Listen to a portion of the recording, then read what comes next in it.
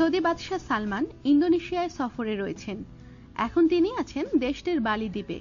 তবে তার সম্মানে ঢাকা হয়নি বালি দ্বীপের হিন্দু দেবদেবীর মূর্তিগুলো এবং স্ট্যাচুগুলো। ইন্দোনেশিয়ার প্রেসিডেন্ট জাকো উইদোদো যখন বগর রাজপ্রাসাদের সৌদি বাদশাহের সঙ্গে দেখা করেন, তখন সেখানকার স্ট্যাচুগুলো তার সম্মানে ঢেকে রাখা হয়েছিল। কিন্তু বালি দ্বীপের হিন্দু সম্প্রদায়ের লোকজন তাদের দেবদেবীগুলো ঢেকে রাখতে অস্বীকৃতি জানায়। বালির স্থানীয় গভর্নর দেবা মহেন্দ্র জানিয়েছেন, আমরা কোনো মূর্তি ঢেকে রাখব না, কারণ এটা আমাদের সংস্কৃতি। বিভিন্ন দেশে সৌদি আরবের বাদশাহ সফরে গেলে তার প্রতি সম্মান জানিয়ে মূর্তি ঢেকে রাখা একটি প্রচলিত রীতি, কারণ ইসলাম ধর্মে মূর্তি প্রদর্শন নিষিদ্ধ।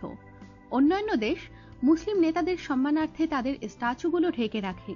গত বছর ইরানের প্রেসিডেন্ট হাসান রুহানি যখন রোম সফরে গিয়েছিলেন, তখন ইতালির রোম জাদুঘরের ঐতিহ্যবাহী নগ্ন মূর্তিগুলো তার সম্মানে ঢেকে রাখা হয়েছিল।